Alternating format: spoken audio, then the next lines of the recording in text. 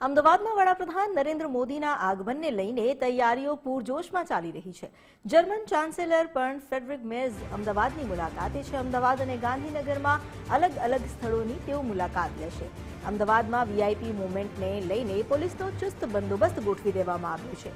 Police દ્વારા સંભવિત રૂટનું rehearsal કરીને સુરક્ષાની સમીક્ષા પણ કરવામાં આવી। પ્રધાનમંત્રી મોદી અને જર્મન ચાન્સેલર પતંગ મહોત્સવમાં પણ હાજરી આપશે। એરપોર્ટથી રાજભવન, ગાંધી આશ્રમ, રિવરફ્રન્ટ અને મહાત્મા મંદિર ખાતે રિહર્સલ કરવામાં આવી।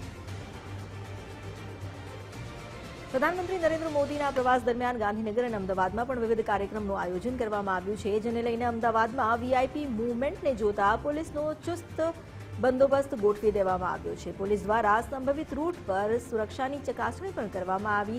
સ્થિતિની સમીક્ષા કરી કોઈપણ અનિચ્છનીય બનાવ ન બને તે માટે ચાક-ચોબંધ પહેરો ગોઠવી દેવામાં આવ્યો છે।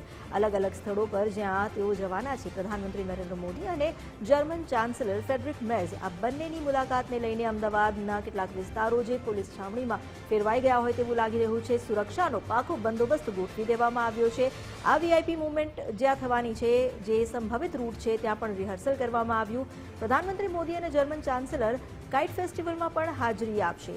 અમદાવાદની એક અલગ ઓળખ જે કાઇટ ફેસ્ટિવલ થકી વિશ્વભરમાં ઊભી થઈ છે, ત્યાં જર્મન ચાન્સેલરને લઈ જઈને અમદાવાદની જે સંસ્કૃતિ છે, ભારતની સંસ્કૃતિ છે, તેના પણ દર્શન કરાવવામાં આવશે। આ ઉપરાંત કેવો આનંદ લોકો ઉજવે છે તેનાથી પણ માહિતગાર કરાવાશે।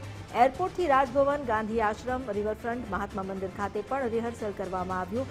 સાબરમતી આશ્રમમાં પણ તેઓ જઈ શકે છે અને ગાંધી બાપુની જીવન જર્મન પર તો નજર કરશે, પરંતુ સાથે ભારતના એ ઇતિહાસની પણ તેઓ જોશે।